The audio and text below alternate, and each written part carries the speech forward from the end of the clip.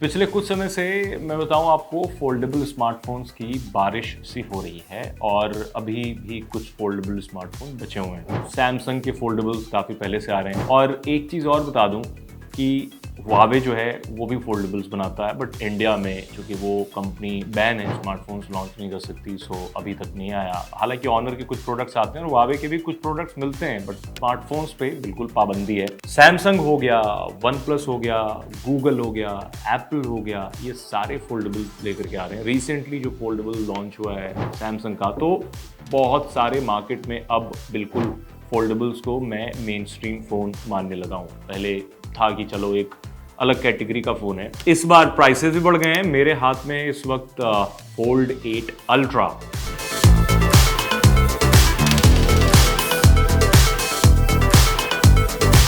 Fold 8 का already review कर चुका हूँ, कि आपको रेफरेंस के लिए फिर से दिखाता हूँ। ये है फोल्ड 8, जिसका शेप आप देख पा रहे हैं, समझ पा रहे हो इन दोनों में क्या फ़र्क है। ओपन करने के बाद भी, क्लोज करने के बाद भी they are different. Screen size अलग है, कैमरा में फ़र्क है, और मोर और लेस परफॉर्मेंस की जहाँ तक बात है तो आप रिव्यू में आपको पता चल जाएगा। इसका रिव्यू ऑलरेडी आउट है।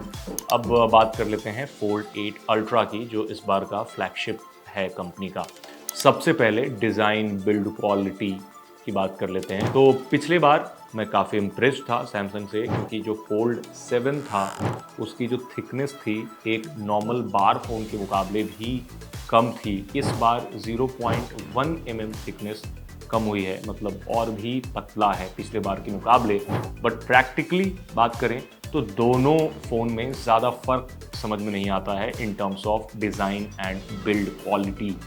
फ्लेक्स हिंज है इस बार। दूसरी चीज़ की इस बार आप जो क्रीज है वो थोड़ा सा कम विजिबल है। इनफैक्ट जब तक आप इंटेंशनली इसको एंगल चेंज करके ना देखें तब तक आपको इस तरीके से क्रीज नहीं दिखती है। आप इस पे कोई भी कंटेंट देखें तो आपको ऐसा नहीं लगेगा कि क्रीज से कोई आपको बहुत बड़ी प्रॉब्लम हो रही है। सो ये चीज़ अब धीरे धीरे क्रीज, बिल्कुल कंपनी की कोशिश है कि over the period of time, I don't know कब ऐसा होगा कि जब हम जीरो क्रीज के साथ फ़ोन एक्सपेक्ट करें। कई लोग ये कह रहे हैं कि एप्पल अभी फोल्डेबल लॉन्च करने वाला है तो उसमें एक क्रीजलेस स्क्रीन होगी, विदाउट क्रीज होगी, जो कि मुझे हाईली अनलाइकली लगता है।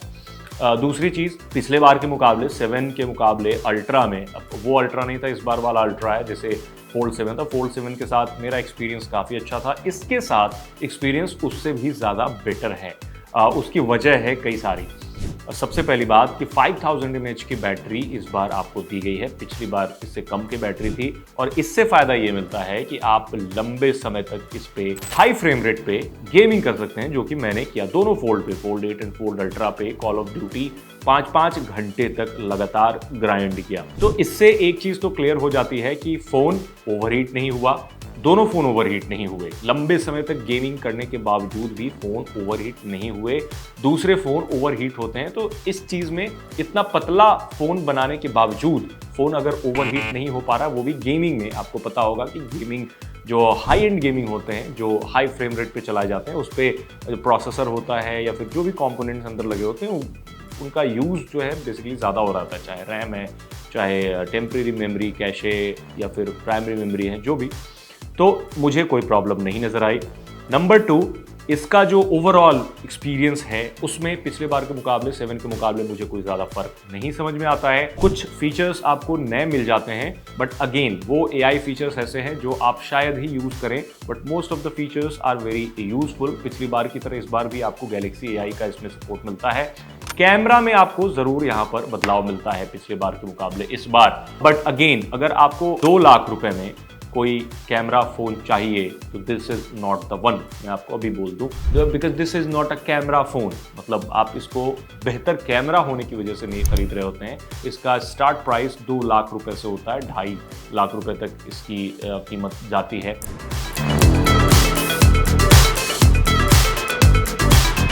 डिस्प्ले क्वालिटी दोनों की काफ़ी अच्छी है, लाइक 3000 निट्स की आपको पीक ब्राइटनेस मिल जाती है, ब्राइट है, काफ़ी एनफ ब्राइट है, और रेजोल्यूशन एंड ऑल पिछले बार के मुकाबले भी ज़्यादा कोई बदलाव है नहीं। अब बात कर लें इसकी जो प्राइमरी डिस्प्ले है, यानी ओपन करने के बाद, तो वो आपको 6.8 इंच की मिल जाती है एंड 6.5 इंच की जो कवर स्क्रीन है वो है। एमोलेड डिस्प्ले दिए गए हैं, 120 हर्ट्ज की आपको इसमें रिफ्रेश रेट मिल जाता है। वाटर प्रूफ इस फोन को जो रेटिंग है वो IP48 water and dust resistance की मिली हुई है और कंपनी ने अच्छा सील करा है ताकि यहाँ से कुछ डस्ट वगैरह नहीं जाएंगे, डस्ट एंड डिब्रीज। ताकि पहले क्या होता था कि थोड़ा गैप रह जाता था तो इस हिंज में डस्ट एंड डिब्रीज जाके लंबे समय तक के लिए वो प्रॉब्लमेटिक बन जाते थे और फ़ोन ख़राब हो जाता था, कई बार स्क्रीन भी ख़राब हो जाती थी। वो चीज़ नहीं है। इसमें वायरलेस चार्जिंग का सपोर्ट दिया गया है आपको। अब वायरलेस पावर शेयर भी दिया गया है। हेडफोन जैक आपको इसमें नहीं मिलता है और गोरिल्ला ग्लास की प्रोटेक्शन मिलती है। और एक चीज़ और मेंशन करने वाला है यहाँ पे कि आप जब भी आप इसको यूज़ करेंगे तो ये चीज़ समझें कि ये एक नॉर्मल फ्लैगशिप की तरह ही रिस्पॉन्ड करता है। ऐसा नहीं है कि ये फोल्डेबल है, थोड़ा डेलिकेट होगा परफॉर्मेंस, क्योंकि मैंने परफॉर्मेंस में तो काफ़ी कुछ टेस्ट कर लिया है तो मुझे परफॉर्मेंस में तो कोई प्रॉब्लम नहीं दिखी। इनफैक्ट पिछला वाला जो फोल्ड था वो थोड़ा गर्म होता था गेमिंग करने पे, बट ये उतना भी नहीं होता है। मतलब उसमें मैंने भी काफ़ी गेमिंग करी थी। अब स्नैपड्रैगन 8 एलीट Gen 5 वाले जो स्मार्टफोन्स है उसको ऑलरेडी रिव्यू कर रखा है, बट फॉर गैलेक्सी इसमें लगता है तो उसमें थोड़ा सा फाइन ट्यून होता है, बट नथिंग डिफरेंट। इतना बड़ा कोई नहीं डिफरेंस क्रिएट नहीं करता। वो 12 GB रैम का आपको ऑप्शन मिल जाता है। स्टोरेज 256 GB से 1 TB तक जाती है। यस, 1 TB वाला वेरिएंट आपको मिल जाएगा। अब मल्टीटास्किंग के लिए अच्छा फ़ोन है। अब आते हैं कैमरे क्वालिटी पे, तो आपको इसमें जो रियर कैमरे हैं 200 मेगापिक्सल का अल्ट्रा वाइड दिया गया है, 10 मेगापिक्सल का टेलीफोटो दिया गया है एंड 3x ऑप्टिकल जूम आपको मिलता है। तो टोटल 3 कैमरे पीछे मिल जाते हैं, 2 कैमरे आपको फ्रंट में मिलते हैं। मेन डिस्प्ले पे एक सेल्फी के लिए कैमरा मिल जाता है एंड कवर डिस्प्ले पे एक सेल्फी कैमरा मिल जाता है जो 10-10 मेगापिक्सल के हैं। तो कैमरा क्वालिटी का जहां तक सवाल है तो मुझे कैमरा क्वालिटी में एज सच कोई प्रॉब्लम नहीं दिखी। आप जूम भी कर लें और पिक्सल पीपिंग भी करते हैं तो भी आपको कोई खास प्रॉब्लम नहीं होगी एंड देन क्वालिटी काफ़ी अच्छी होगी। फॉर एग्जांपल मैं दिखाता हूँ, ये अल्ट्रा वाइड से क्लिक की गई फ़ोटो है, शायद आपको समझ में आए। एंड देन ये इस फोटो में आप अगर जूम करके भी देखें तो सब्जेक्ट जो वॉक कर रहा है यहाँ पर वो काफ़ी ईजिली विजिबल होता है अलॉन्ग विद एवरीथिंग, कि इतने सारी चीज़ें कैप्चर करी हैं इसने और उसमें भी आप उसको अगर जूम करके देखें तो वो भी कैप्चर हुआ है। तो अल्ट्रा वाइड भी अच्छा है। प्राइमरी कैमरे को तो क्या कहने हैं, प्राइमरी कैमरे काफ़ी अच्छी फ़ोटोज़ क्लिक करते हैं। और सबसे अच्छी बात है कि अगर आप सेल्फी क्लिक करना चाहते हैं तो आपको जो मेन कैमरा है इसको, रियर कैमरा, उसको as a selfie camera use कर सकते हैं इस तरीके से करके। जैसे आपने कैमरा ओपन किया एंड देन कैमरा ओपन करने के बाद ऊपर एक option cover screen preview on हो जाता है एंड देन आप इस तरीके से रखते हैं। इसके बाद तो फिर कुछ कहना ही नहीं है। फ्रंट कैमरा भले 10 मेगापिक्सल का हो बट आप प्राइमरी कैमरे से अपनी सेल्फी क्लिक कर रहे हैं तो इससे बढ़िया क्या होगा। तो ये भी आप कर सकते हैं और ये काफ़ी लंबे समय से है। अब एक फ़र्क ये है कि हाफ वे ओपन होता है, मतलब आधा खुलता है, बट 8 जो है नॉर्मल 8 वो हाफ वे नहीं ओपन होता है। मतलब यूजलेस है इसका हाफ वे ओपन होना। वेरी इट लुक्स लाइक कि पता नहीं कब बंद हो जाएगा, बट इसमें प्रॉब्लम मुझे तो ऐसी लगती है कि हाफ वे कि इसको उस तरीके से डिज़ाइन नहीं किया गया है। और इतना पतला फ़ोन है कि एक बार फ़ोन के मुकाबले लेट्स से इस फ़ोन से अगर इसकी तुलना करें थिकनेस तो ऑलमोस्ट सिमिलर थिकनेस है। तो आप सोच लो कि बंद करके ये जब बराबर है तो ओपन करके तो इससे भी पतला हो जाएगा। यस, ओपन करने के बाद ये इससे भी काफ़ी पतला है। तो कंपनी ने ये अचीव कर लिया है कि इसको बिल्कुल एक नॉर्मल स्मार्टफोन की तरह। एंड देन एक होता है कंप्लेन लोगों की कि फोल्ड करते करते टूट जाएगा, टूटने का डर। तो मैंने अभी तक 5-6 साल हो गए फोल्ड यूज़ करते हुए, अलग अलग कंपनियों के फोल्डेबल्स यूज़ करते हुए। अभी तक मेरे साथ तो कोई ऐसी परेशानी नहीं आई है, बट यस मैंने कई सारे लोगों की कंप्लेंट सुनी है कि 2 साल के बाद वो क्रीज में वो ऐसे मार्क बन जाता है and that is very real.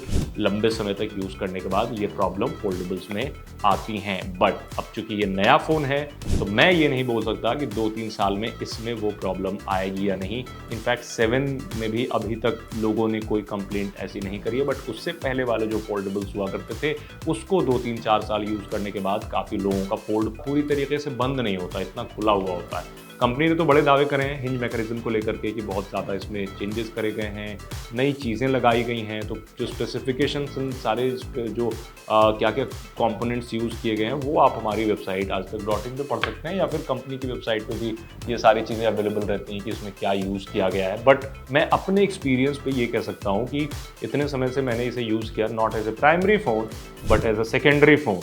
अब सारे ऐप्स एंड गेमिंग, जैसा कि मैंने आपको बताया, वीडियो कंटेंट देखे एंड देन लंबे समय तक मल्टीटास्किंग की, एंड देन आई फाउंड कि इसका सॉफ्टवेयर यूज़र एक्सपीरियंस काफ़ी बढ़िया है, कैमरा अच्छा है, और सबसे अच्छी बात कि ओवरहीट नहीं होता है गेमिंग पे, क्योंकि बहुत सारे फ़ोन्स के साथ ये प्रॉब्लम होती है गेमिंग में ओवरहीट है। तो overall it's a good to have phone.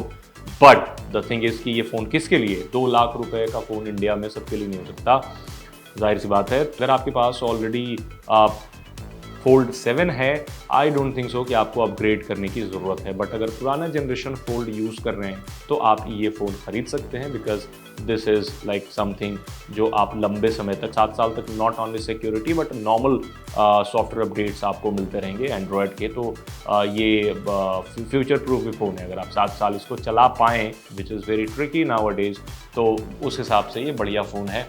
आप अब हमें कमेंट में बताएं कि आपको ये फ़ोन कैसा लगा। बाकी सारी चीज़ें फोल्डेबल स्मार्टफोन्स या फिर दूसरे फ़ोन्स के बारे में, या फिर कंपैरिजन आपको जानना है, या फिर टेक्नोलॉजी की टिप्स जाननी है, कुछ भी जाननी है, तो आप हमारी वेबसाइट aajtak.in पे विजिट करें और टेक्नोलॉजी सेक्शन में आकर के देखें। Thank you.